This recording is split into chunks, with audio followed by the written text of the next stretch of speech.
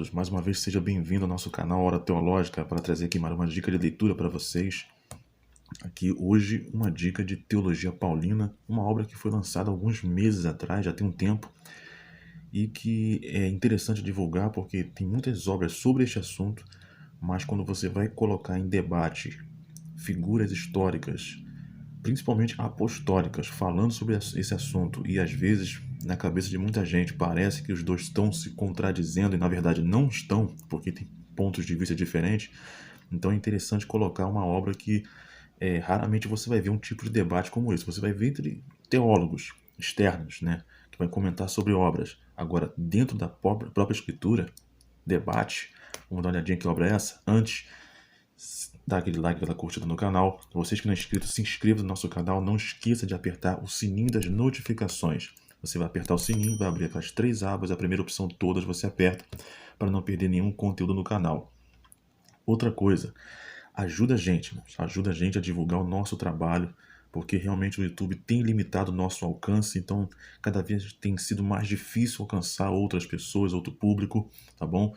E se puder, continue ajudando a gente já agradece até agora, mas se puder, continue ajudando a gente a divulgar o nosso trabalho no Facebook, nos grupos, né? WhatsApp, Telegram, no Instagram, para a gente conseguir divulgar os trabalhos, algumas obras que pessoas às vezes não conhecem, tá bom? E não esquece também, você quer fazer parte do nosso grupo, não é um grupo de debate, o nosso grupo do Hora Teológica News, que é um grupo de lançamento, de promoções, de novidades que estão chegando no mercado, de obras teológicas, tá? De promoções. Só você mandar o seu nome e o seu contato para o nosso e-mail, que vai aparecer na tela aí, santosrsb2004@gmail.com. Assim que você mandar para o nosso e-mail, a gente vai estar já logo colocando você, ativando você lá no nosso grupo, tá bom, irmãos? Vamos lá para o nosso review de hoje. A obra para apresentar para vocês é essa aqui, ó. Quem já ouviu falar? Paulo e Tiago. Obra aqui do Cris Bruno.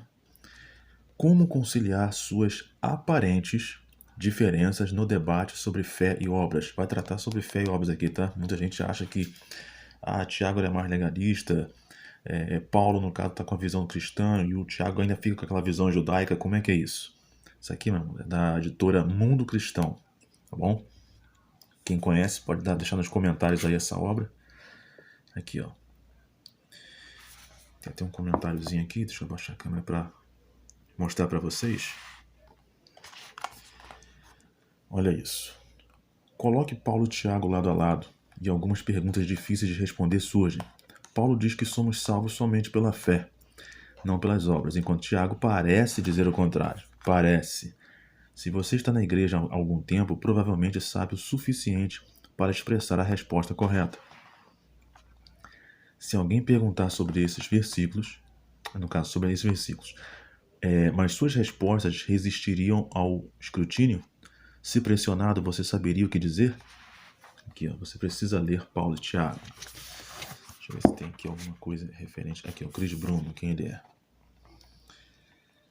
É PhD pelo Wheaton College e atua como professor assistente de Novo Testamento e grego no Bethlehem College Seminary, em Minneapolis, Estados Unidos.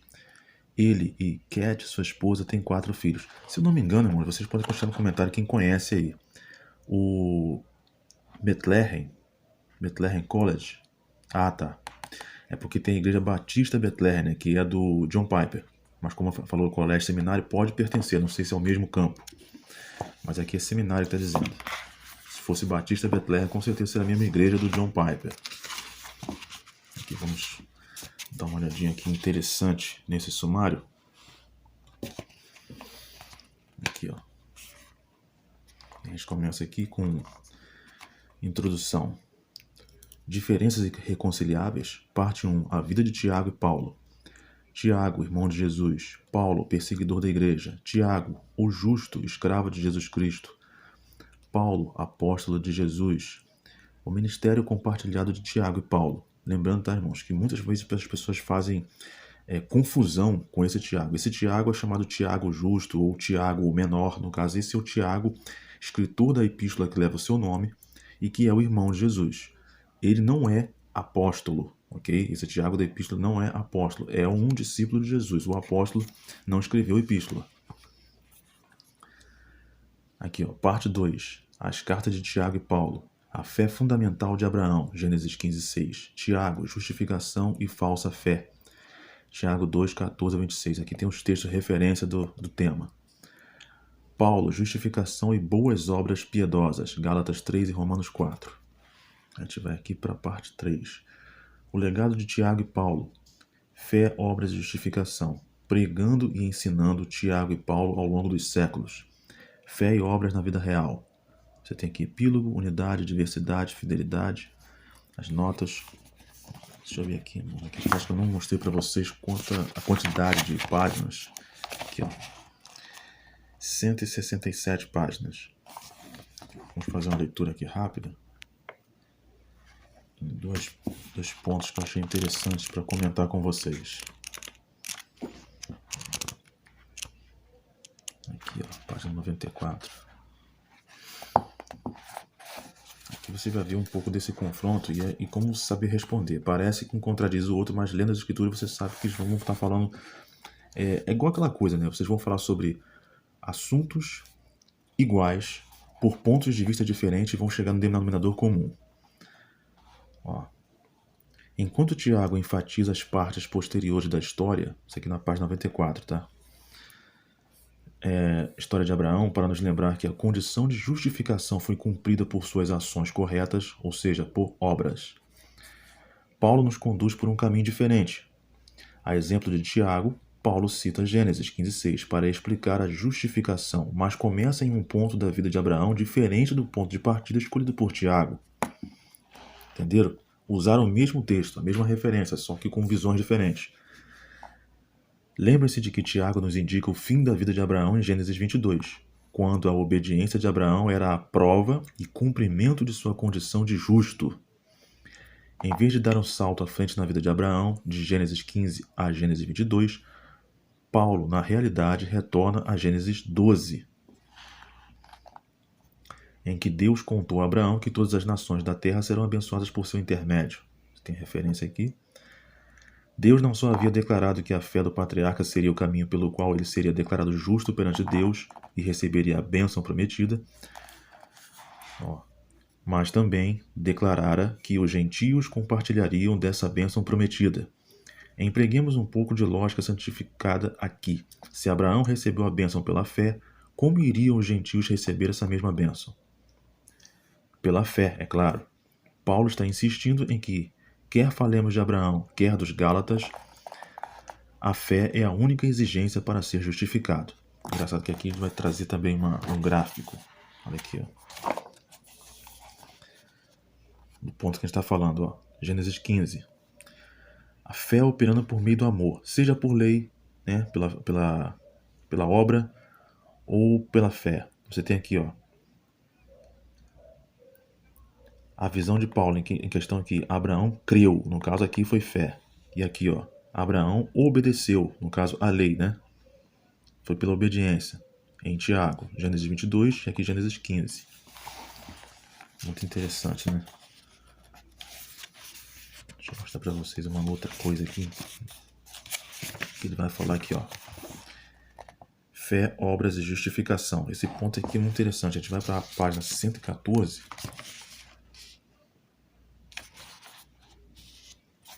Aqui, ó.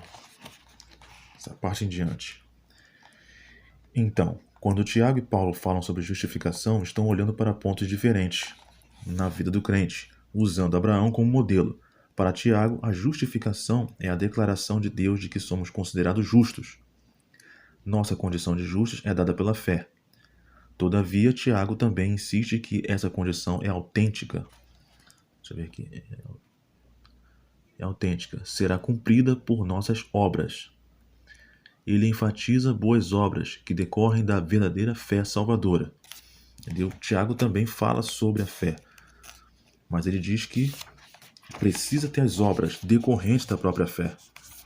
Entendeu? Paulo já faz o caminho inverso. Ele fala que a obra é consequência da fé. Daí algumas pessoas vão entender que Tiago está dizendo que é preciso ter como obrigatoriedade as obras para que a fé seja o instrumento para a justificação.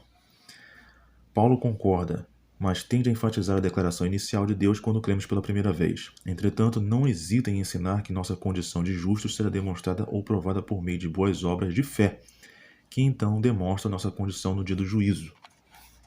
Aqui, ó, olha outro esse gráfico interessante.